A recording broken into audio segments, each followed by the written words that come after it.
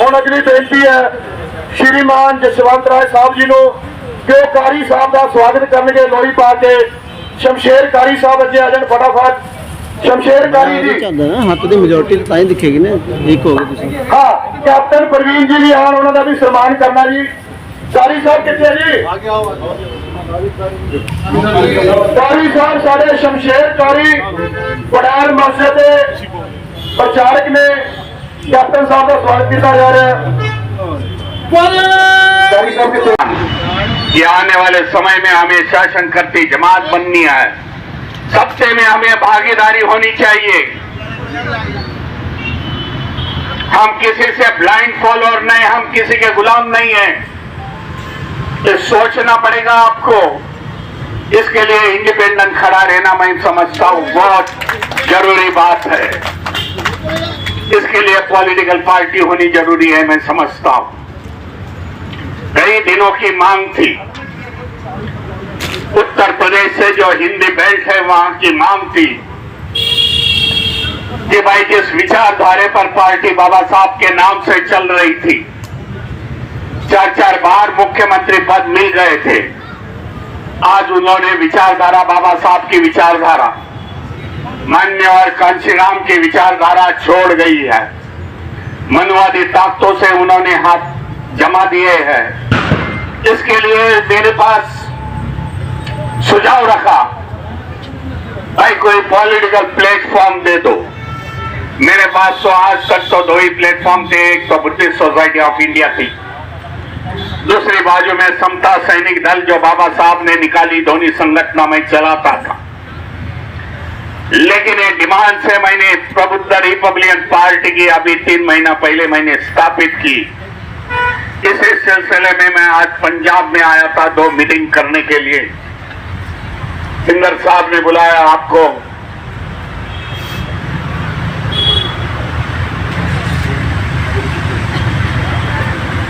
इसी सिलसिले में मेरी सुबह की मीटिंग थी भाई पंजाब में। मैं देख रहा था जो पढ़े लिखे लोगों की आज मीटिंग थी, जो अधिकारी वर्ग है, जो रिटायर्ड हुए थे, उनसे साथ मेरी मीटिंग हुई थी। और अच्छा संकेत मिल गया कि आने वाले समय में मैं प्रबुद्ध रिपब्लिकन पार्टी यहाँ निकालूंगा आपके सम्मान के लिए, आपके अधिकार और हक के लिए लड़ूंगा यहाँ। क्योंकि बाबा साहब यहाँ पंजाब में 2 बार आ चुके हैं। मेरे पिताजी जो यशवंत राव जिनको बोलते हैं, यशवंत राव जी, जिसको महाराष्ट्र में देश में भैया साहब अंबेडकर बोलते थे, वो होशियारपुर में 1962 में से यहाँ से पार्लियामेंट की इलेक्शन लड़ चुके हैं। नई पीढ़ी है, नया इतिहास है, आपके लिए जरा मालूमात नहीं होगा। 1962 में खाली 8,000 की 9,000 वोटों से पार्लियामेंट के इलेक्शन वो यहाँ होशियारपुर से हार गए थे। इलेक्शन के लिए प्रचार के लिए खाली 3 दिन आए थे, बाकी का समय उन्होंने महाराष्ट्र और देश के इतर भागों में लिया। इसके लिए पता चल रहा है मुझे कि यहाँ पोटेंशियल है, यहाँ पॉलिटिकल पोटेंशियल है। मान्यवर काशीराम ने भी पॉलिटिकल की शुरुआत यहाँ पंजाब से की थी।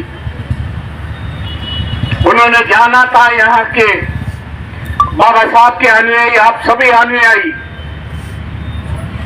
फाइटिंग स्पिरिट है, खड़े हो सकते हैं प्रिंसिपल के साथ, बाबा साहब की पार्टी खड़ी कर सकते हैं, राजनीति की पावर आ सकती है। एक जमाना था जो मैं बोल रहा हूं, इतिहासों के पन्ने में देख लो। एक जमाना था 1962 में, फिर से मैं आता हूं, यहाँ रिपब्लिकन पार्टी और दूसरे पार्टी की गठबंधन की सरकार, 67 की बात कर रहा हूं। 2 मंत्री थे यहाँ के। इसके लिए कोई लोग बोलते हैं मुझे कि रिपब्लिकन पार्टी नहीं है यहाँ, ऐसा नहीं है। लेकिन 67 के बाद यहाँ कोई रिपब्लिकन पार्टी का नेता आया नहीं, ये भी मैं मानता हूं। बाद में मान्यवर जी कांशीराम ने यहाँ शुरुआत कर दी तो हम लोग कभी आए नहीं। आज समय आ चुका है कि बाबा साहब की जनते का लिलाव होते समय मैं देख नहीं पा सकता। जो उत्तर प्रदेश में मैं देख रहा हूं, ये जनते का लिलाव है, जनता फॉलोअर्स है बाबा साहब की विचारों की। उसको राजनीति के बाजार में बेचने का धंधा आज लीडर लोगों ने शुरुआत किया है। इसलिए मैंने यूपी में प्रबुद्ध रिपब्लिकन पार्टी का ऐलान किया है। कुछ लोगों ने ईवीएम के मामले उठाए यहां, मैं ईवीएम के मामले में बताना चाहता हूं। भाई ईवीएम के साथ हम लोग की जंग शुरू हो गई।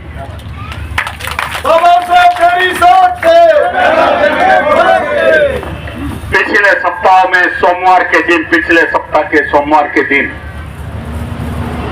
जंतर मंतर में हम लोग का आंदोलन हो गया। काफी संख्या में लोग आए थे। कल का एक आंदोलन हो गया, उसके पीछे हफ्ते भर के पीछे की बात कर रहा हूं। सुप्रीम कोर्ट के 2 लॉयर थे, एडवोकेट पाशा थे, घोष थे, कई एडवोकेट सुप्रीम कोर्ट के थे। हमारी जनता थी, बाबा साहब को मानने वाली जनता दिल्ली की थी। 500 का जन समुदाय था। एक सिंबल दे दिया, भाई हमारी नहीं चाहिए ईवीएम। ईवीएम में घोटाले होते हैं और ईवीएम से घोटाले से ये सरकार आज बैठी हुई है। ईवीएम के खिलाफ हम लोग ने पिटीशन फाइल कर दिए। 26 नवंबर जो संविधान का दिन था, कॉन्स्टिट्यूशनल डे जिसको बोलते हैं, उसी दिन हम लोग ने महाराष्ट्र से पूरे प्राइम मिनिस्टर के पीएमओ ऑफिस में, सीजीएस के ऑफिस में, chief justice of India, president के ऑफिस में हमारे ईमेल आ गए। हम उधर ही नहीं रुके। तो बुद्धिस्ट सोसाइटी ऑफ इंडिया के ब्रांचेस आज 22 राज्यों में है। 22 राज्यों में उसके शाखा जिला प्रदेश से हजारों से हमारे एक ही ड्राफ्ट के पिटीशन उधर जाके पड़ गए।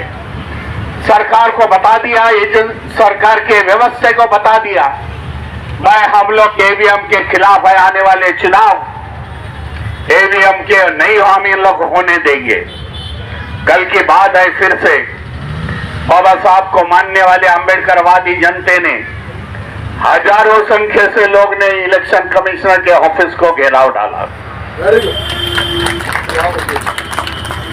एक मैसेज दे दिया, भाई हम लोग नेता अंबेडकरवादियों ने तो जंग छेड़ी हुई है। हम चाहते हैं कि आने वाले समय में सभी समाज इकट्ठा हो जाए। भाई ये व्यवस्था है, 10 सालों से जो व्यवस्था है उसको उखाड़ने के हमें का प्रयास है। क्योंकि बाबा साहब ने हमें वोटिंग का अधिकार दिया है। 1 वोट 1 वैल्यू बाबा साहब ने दिया है। जिस वोटिंग से हम लोग ये राजनीति परिवर्तन कर सकते हैं। इसके लिए हमें आगे चलना पड़ेगा। आने वाले समय में महाराष्ट्र में, बंबई में मैं 9 तारीख को, आने वाले 9 तारीख को, मेरे को लगता है शुक्रवार का दिन है, 9 तारीख को हमारे बंबई में बड़ा आंदोलन हो जाएगा ईवीएम के खिलाफ। मैं उसका आंदोलन का जंग फूंकने वाला हूं। मेरे साथ कई संगठन, वहां आजाद मैदान करके ऐसा मैदान है, वहां शुरुआत होगी 10:30 बजे।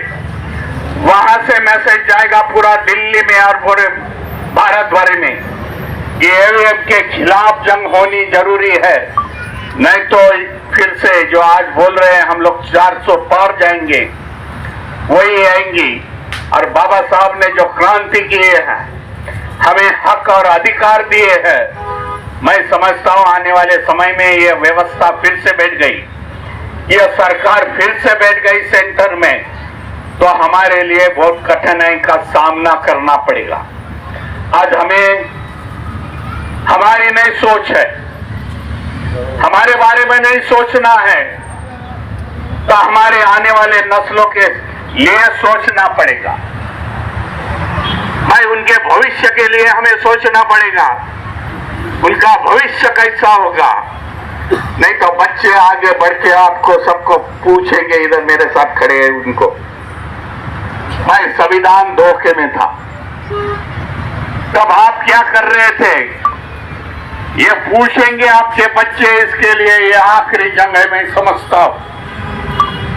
और उसके संविधान को लिए बचाने के लिए हमें रोड पर की लड़ाई लड़नी पड़ेगी। जब सत्ता आ जाएगी तो ऐसे आंदोलन करने की जरूरत नहीं, मैं समझता हूं। किसी के पास भीख मांगने की जरूरत नहीं है। भाई हम सत्ते में, हम लोग इतने संख्या से हैं, हम लोग इतने परसेंट है, हमारी भागीदारी होनी चाहिए। आने वाले समय में हमारी राज्य सत्ता हर एक राज्यों में होनी चाहिए। ऐलान करो भाई, हम लोग हरी हुई बाजी कभी खेलते नहीं।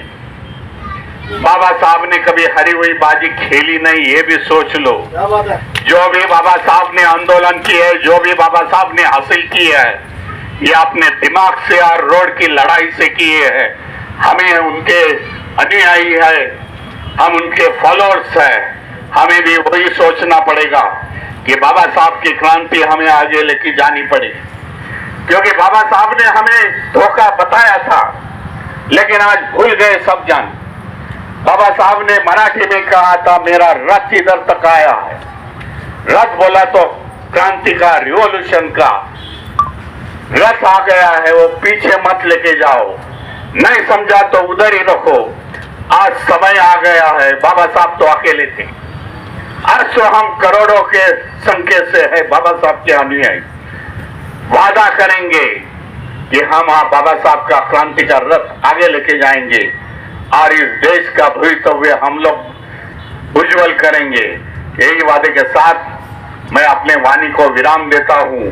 जो हाथ उठा ले, हाथ उठवाओ। रिजर्वेशन जो पॉलिसी चल रही है देश में, भाई सभी सरकार है एंटी रिजर्वेशन है, ये पहले देख लो। बाबा साहब ने हमें रिजर्वेशन दी थी, लेकिन ये सरकार एंटी रिजर्वेशन है। देश में कॉन्ट्रैक्ट बेस्ड सिस्टम लाने का प्रयास है और शुरुआत हो गई। हर एक राज्यों में कॉन्ट्रैक्ट बेस्ड सिस्टम है और इसके लिए कॉन्ट्रैक्ट बेस्ड सिस्टम के लिए रिजर्वेशन होना, रिजर्वेशन खत्म कर दिया। इसके लिए कॉन्ट्रैक्ट बेस्ड सिस्टम है। पिछली बार मैंने ये बताया था महाराष्ट्र में, जब ऐसे पत्रकारों ने मुझे पूछा है, भाई मैं कामगारों के बारे में मैं बात कर रहा था कॉन्ट्रैक्ट बेस्ड सिस्टम के लिए, तब मैंने बात रखी वहां, वही बात रखता हूं।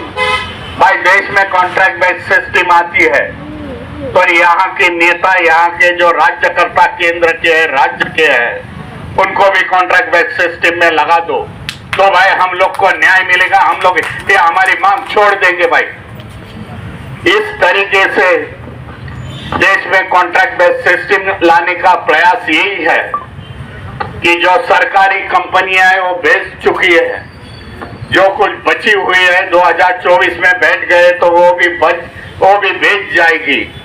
हमारे लिए कोई प्रावधान नहीं है।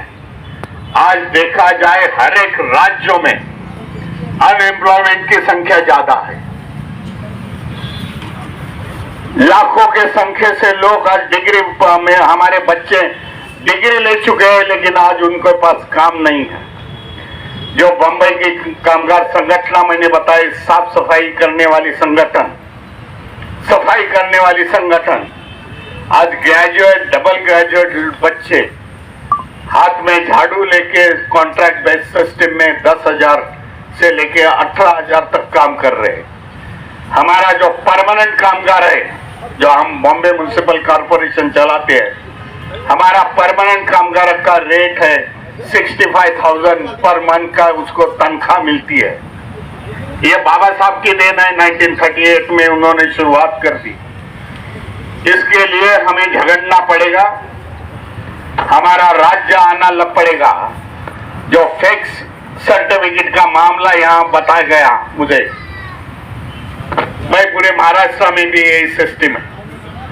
फिक्स कोई भी आता है जनरल कैटेगरी का सर्टिफिकेट लेके आता है, अपना नाम वहाँ दर्ज करता है, हमारे बच्चे जाते हैं कोर्ट में से आदेश लाते हैं। लेकिन सिस्टम इतनी गंदी हो चुकी है, जनरल कैटेगरी का ऑफिसर ऊपर बैठता है, देखूंगा ये करूंगा, फिर नारेबाजी महाराष्ट्र में लगती है, बंबई में लगती है नारेबाजी, अटैक होते हैं तो किधर चलता है कि उसको निकाल जाते हैं, उस पर एफआईआर होता है, लेकिन केस नहीं चलती, उसको हटा दिया जाता है, हमारा आदमी बैठा जाता है।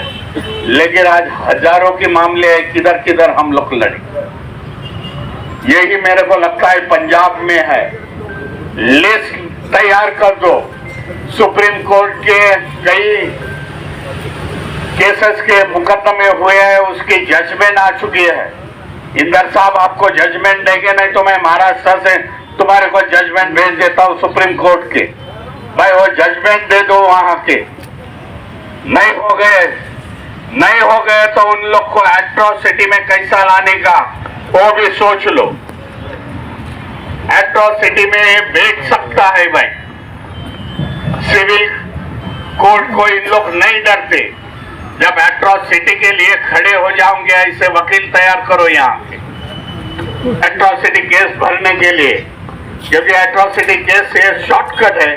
एक पर्ची दे दो भाई, इसने ऐसा ऐसा किया है, और उसको प्रूव कर दो भाई पुलिस ऑफिसर के सामने, डायरेक्टली अरेस्ट है। इसके लिए हम लोग को मुकदमे भी लड़ने पड़ेंगे, सड़क की लड़ाई भी लड़नी पड़ेगी, मोर्चा आंदोलन जैसी। उस जमाने से हम लोग यही करते आ रहे हैं। हमें किधर तो भी बदलाव चाहिए, बदलाव एक ही हो सकता है, हमें सत्ता चाहिए, ये ध्यान में रख दो। और सभी को धन्यवाद देता हूं जिन्होंने आंदोलन में बैठ